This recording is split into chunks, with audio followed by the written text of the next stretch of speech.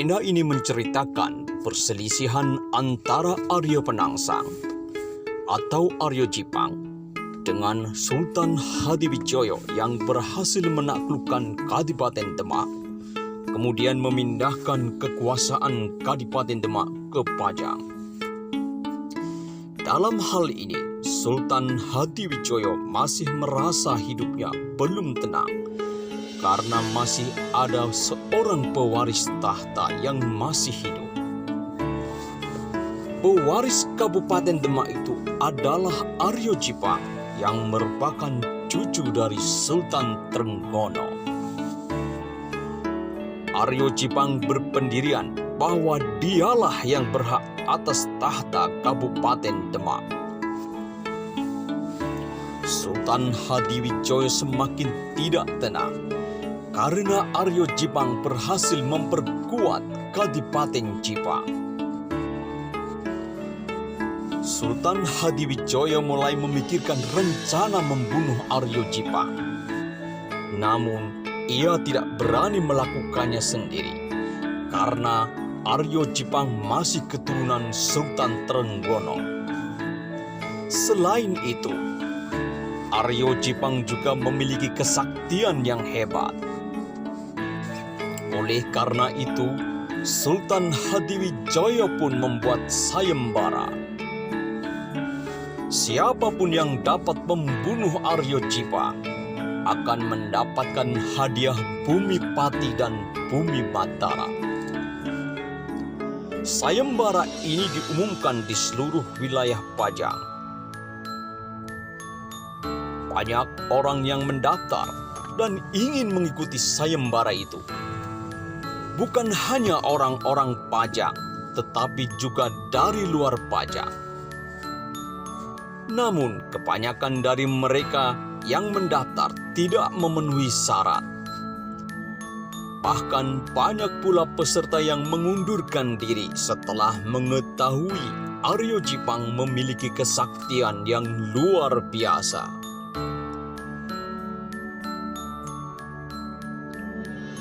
Konon Arya Jipang memiliki keris Kiai Setan Kober yang ampuh dan kuda tunggangan yang tangguh yaitu Gagak Rimang.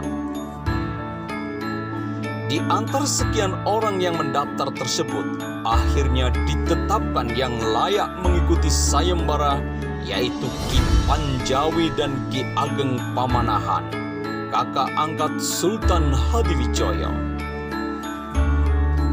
Ketika mendaftar sebagai peserta sayembara, Ki Ageng Pamanahan membawa serta Sutowijoyo, yakni anak angkat Sultan Hadiwijoyo. Karena mengetahui bahwa Arya Jipang seorang yang sakti, sebelum berangkat ke Jipang, Ki Panjawi dan Ki Ageng Pamanahan menjumpai Ki Jurumertani untuk meminta tolong dibuatkan strategi mengalahkan Arya Jipang yang sakti itu. Ki Jurumertani menyanggupi membuat strategi yang jitu untuk mengalahkan Arya Jipang. Atas nasihat dari Ki Jurumertani, diketahui bahwa Arya Jipang sering menjalani puasa 40 hari. Menurut pesan gurunya, Sunan Kudus, selama berpuasa tersebut tidak boleh marah dan harus menahan emosi. Maka ketika mengetahui bahwa saat itu Arya Jipang sedang menjalani puasa 40 hari tersebut, Ki Panjawi kemudian mengatur cara yang licik untuk mengalahkan Arya Jipang. Surat itu dikirim dengan cara memotong telinga abdi Arya Jipang yang sedang mencari rumput untuk kudanya Gagak Rimang.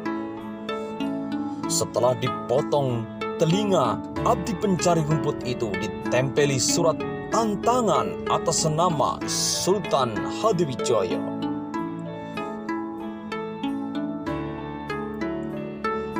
Arya Jipang sangat marah ketika melihat telinga abdinya dipotong dan ditempeli surat tantangan berperang. Aryo Cipang membanting piring yang dipegangnya dan menggebrak meja yang penuh dengan makanan. Kebetulan saat itu sedang menyantap buka puasa. "Ini penghinaan Sultan Hadiwijaya terhadap Aryo Cipang. Aku harus meladeninya," teriak Aryo Cipang. Kemudian Pati Mentahun mencoba untuk menenangkannya. "Sabarlah Kanjeng Adipati. Ingatlah pesan Sunan Kudus agar Adipati menahan amarah selama 40 hari. Ingatlah Kanjeng, puasa yang sedang Kanjeng jalani hanya tinggal 1 hari lagi." Begitu juga Ibu Aryo Cipang berusaha membujuk anaknya. "Benar anakku, janganlah kau masuk ke dalam perangkap orang-orang pajang yang berniat membatalkan puasamu." Demikian juga adiknya Aryo Mataram ikut pula membujuk kakaknya Aryo Cipang agar tidak terbawa emosi saat sedang puasa dan mengurungkan niatnya untuk meladeni tantangan tersebut. "Kang Mas tidak perlu meladeni siasat jahat Sultan Hadiwijaya. Ingatlah, Kang Mas adalah keturunan Sultan Patah yang luhur. Tidak pantas menjawab tantangan dengan marah. Emosi yang memuncak telah membuat Aryo Cipang mengabaikan nasihat barang sehari orang yang mencintainya. Ia akhirnya berangkat menghadapi tantangan untuk berperang melawan Sultan Hadiwijaya. Ia tidak mengetahui siasat licik yang sedang dijalankan oleh Ki Ageng Pemanahan, Ki Ageng Penjawi, dan Ki Ageng Mertani. Dengan mengendarai kuda kesayangannya Gagak Rimang dan membawa pusakanya keris Kiai Setan Kober, Aryo Cipang menjumpai musuhnya di tempat Bengawan Sore. Ki Ageng Pemanahan, Ki Penjawi, dan Ki Juru Mertani serta Sutowijoyo sudah berada di seberang Bengawan Sore. Mereka bertiga tidak berani menyeberangi Bengawan Sore karena mereka sudah tahu Sunan Kudus memantrainya. Demikian pula Aryo Cipang tidak berani menyeberangi Bengawan Sore karena ingat pesan Sunan Kudus, gurunya, agar tidak menyeberangi Bengawan Sore. Siapapun yang menyeberangi Bengawan Sore akan kalah. "Hai Sultan Hadiwijaya, janganlah bersembunyi. Kalau berani, keluarlah. Lawanlah aku, Aryo Cipang." Namun Ki Ageng Pemanahan, Ki Penjawi, dan Ki Juru Mertani serta Sutowijaya tidak menjawab. Hingga berulang Aryo Cipang berteriak, tetap tidak ada jawaban. Ki Juru Mertani mengeluarkan siasatnya. Sutowijaya disuruh menaiki kuda betina yang sudah dipotong ekornya sehingga kelihatan alat vitalnya. Alangkah kagetnya Aryo Cipang. Yang keluar bukannya Sultan Hadiwijaya, melainkan Sutowijaya anak angkatnya. Sadarlah ia bahwa telah diperdaya oleh Sultan Hadiwijaya. Belum hilang rasa kagetnya dari tipu muslihat Sultan Hadiwijaya tersebut. Aryo Cipang dikagetkan oleh Gagak Rimang, kuda jantan tunggangannya. Gagak Rimang menjadi liar dan tidak terkendali ketika melihat kuda betina yang dinaiki Sutowijaya. Akhirnya Aryo Cipang terpaksa menyeberangi Bengawan Sore karena Gagak Rimang mengejar kuda betina milik Sutowijaya. Ketika baru saja menyeberangi Bengawan Sore, Sutowijaya segera menusuk perut Aryo Cipang dengan tombak Kiai Pleret. Aryo Cipang terluka, tetapi dengan kesaktiannya ia masih dapat bertahan. Aryo Cipang yang sudah terluka bahkan dapat meringkus Sutowijaya. Sekali lagi, Ki Juru Mertani mengeluarkan siasat liciknya.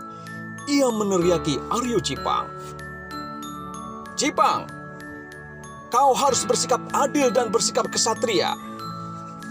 karena Sutawijaya bersenjata tombak Kiai Pleret.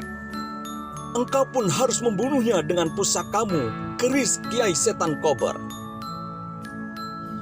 Mendengar teriakan Ki Juru Mertani yang bernada mengejek, Aryo Cipang kembali tersulut emosinya. Ia merasa diremehkan sebagai seorang kesatria keturunan Sultan Patah Eyang Luhur. Ia lupa bahwa itulah siasat licik Ki Ageng Pamanahan, Ki Penjawi, dan Ki Juru Mertani. Tanpa pikir panjang lagi, Aryo Cipang mencabut keris Kiai Setan Kober. Aryo Cipang pun lupa bahwa ia terluka dan kerisnya melukainya. Ia kesakitan dan jatuh tersungkur dari gagak rimang kudanya.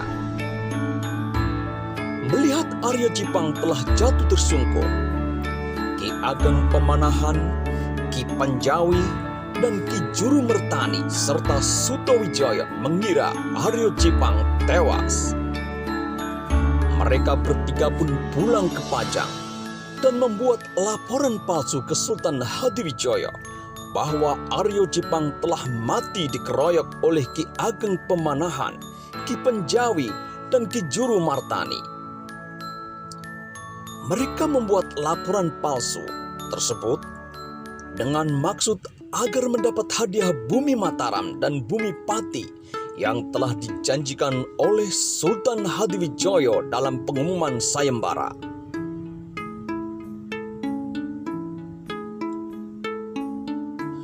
Sebenarnya Aryo Cipang belumlah tewas. Patih Mentahun mengetahui kondisi itu, sehingga ia beserta Aryo Mataram kemudian menjemput Aryo Cipang dan mengajaknya kembali ke Cipang. Setelah pertempuran dengan Sutawijaya, Aryo Cipang, para punggawa, dan keluarganya memutuskan untuk memerintah desa Cipang Panolan. Namun, mereka melarang rakyat yang menceritakan keadaan yang sebenarnya. Pesan Aryo Cipang itu dipegang teguh oleh orang-orang desa Cipang Panolan sampai hari ini. Berita yang disebarkan oleh Ki Ageng Pamanahan, Ki Penjawi, dan Ki Juru Mertani serta Sutawijaya bahwa Aryo Cipang tewas dalam pertempuran tidak perlu disanggah oleh rakyat Cipang. Aryo Cipang berserta adiknya Aryo Mataram bahu-membahu melebarkan kekuasaannya di sekitar Cipang. Aryo Cipang akhirnya meninggal wajar dalam usia yang lanjut. Kegagahan dan keperwiraan Aryo Cipang dan kegagahan kudanya Gagak Rimang tetap dikenang oleh rakyat Kabupaten Blora sampai sekarang. Demikianlah kisah yang tersembunyi di balik gugurnya Aryo Cipang atau Aryo Penangsang. Apabila Anda menyukai channel ini, silahkan like, komen, dan subscribe. Sampai jumpa di kisah-kisah selanjutnya.